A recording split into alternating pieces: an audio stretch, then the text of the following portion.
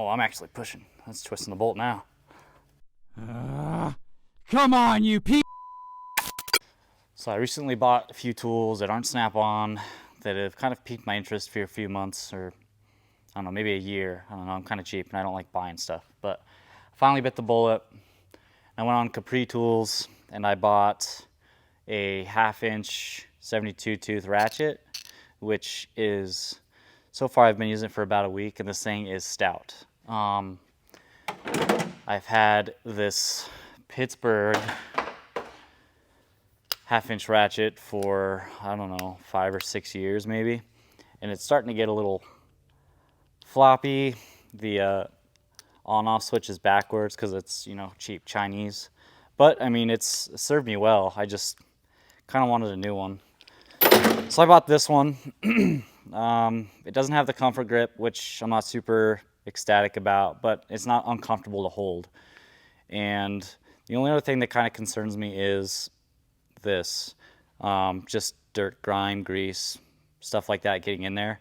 So time will tell if that's going to be an issue, but I don't know.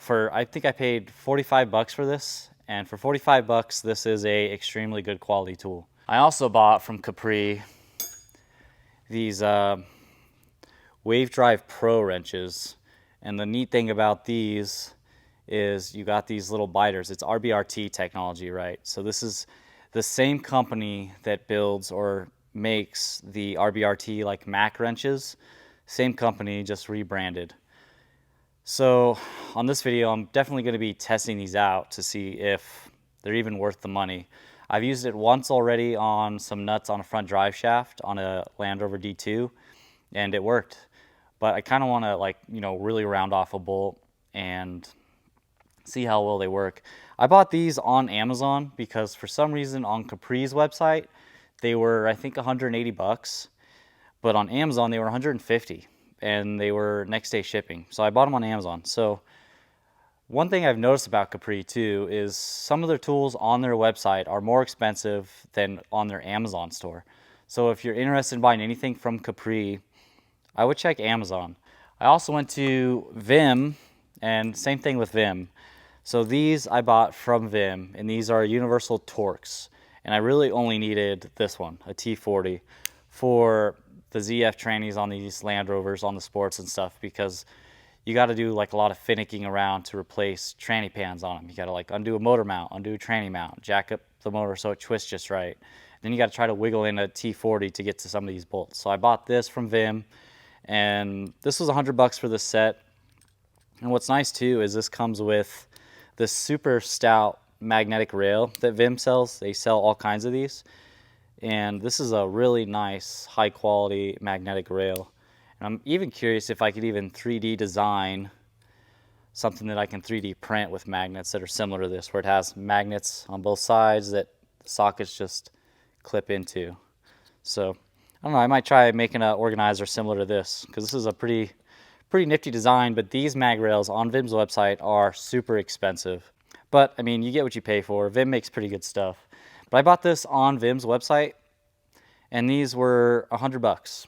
And then so I also bought these Vim slim ratcheting wrenches, and the reason I bought these just because they're supposed to be skinnier than your normal wrenches. I've compared them to some of my snap-on ones, and they're almost like the same width. I bought these from jdtcotools.com, and I think I paid $150 for these on their website.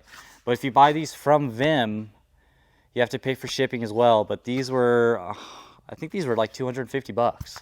So I saved 100 bucks and free shipping on these with JDTco. So when you're buying from Vim Tools, make sure you search around as well, because buying directly from their website isn't always the best value. So far these work pretty well.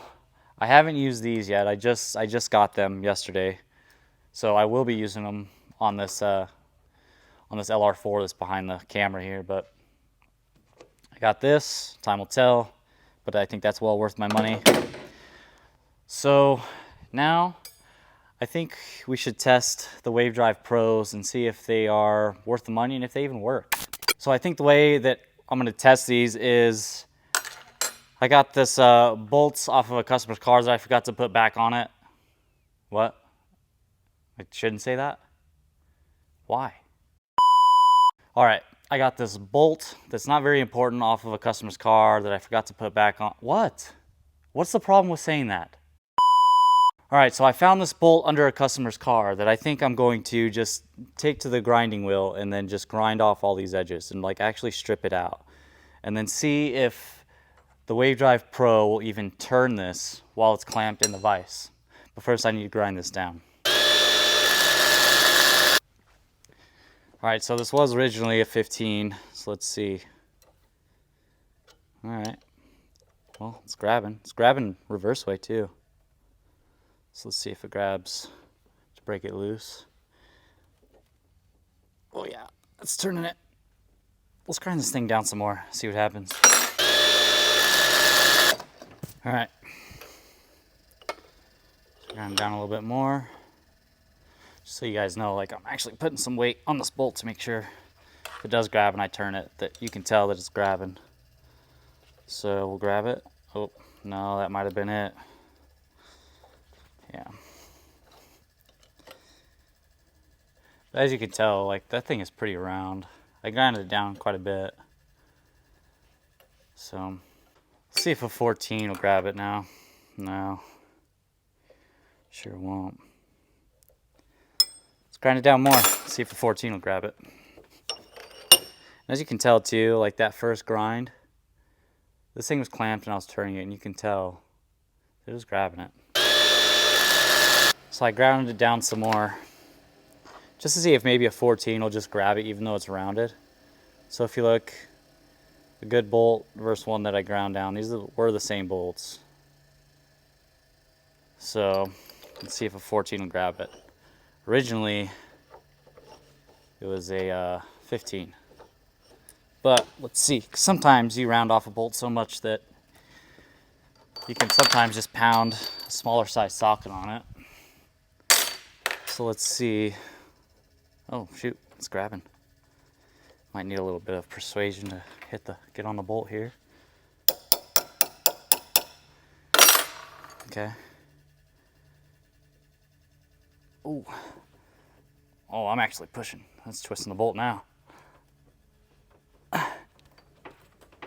Oh yeah. I don't know, guys. 150 bucks. I think it was worth it.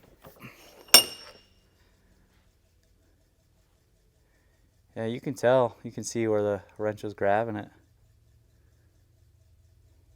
So there you go, guys. I think for 150 bucks, these Capri Wave Drive Pros could really get you out of a pinch. They've already gotten me out of a pinch once.